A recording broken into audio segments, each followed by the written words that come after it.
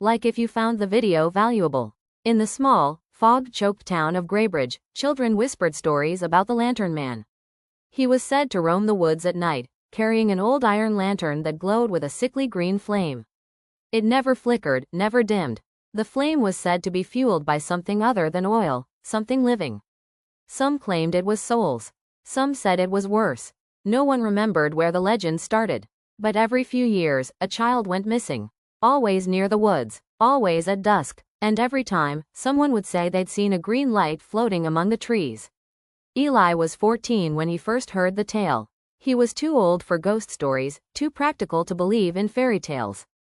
But when his 10-year-old sister Anna vanished from their backyard one rainy October evening, the whispers returned. She must have wandered into the forest, the sheriff said. She must have run away, the neighbors offered. But Eli remembered her last words before she vanished. I saw a green light. He didn't sleep that night. Or the next. On the third night, he packed a flashlight, a thermos of coffee, and a pocketknife. He headed into the woods just before dusk, retracing the route behind their backyard, where Anna had vanished. The deeper he went, the more the world changed. The trees twisted in unnatural ways. The air felt sticky. The flashlight's beam seemed swallowed by the shadows. Then, just as night arrived, he saw it, a faint green glow hovering between the branches. Heart-pounding, Eli followed. He passed an old fence, half buried in moss, and reached a clearing. There, standing deathly still, was a figure. Tall, thin, wrapped in rags that might have once been a coat. In its hand, the lantern swayed gently.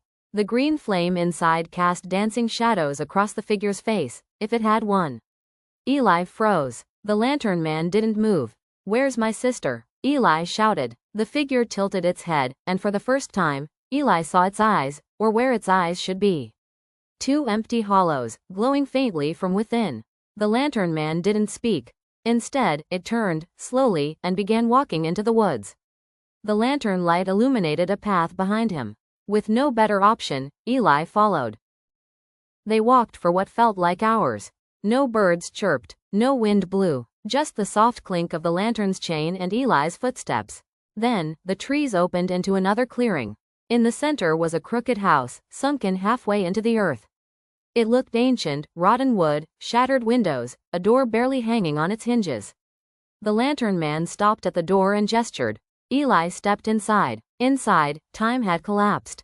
Furniture floated in midair, paintings blinked, a grandfather clock ticked backward, and in the corner, huddled in a wooden cage, was Anna. She was alive, pale, trembling, but alive. Eli rushed to her, breaking the rusted lock with his knife. As soon as she stepped out, the entire house screamed. The Lantern Man was suddenly inside, lantern held high. But Anna stepped between Eli and the figure.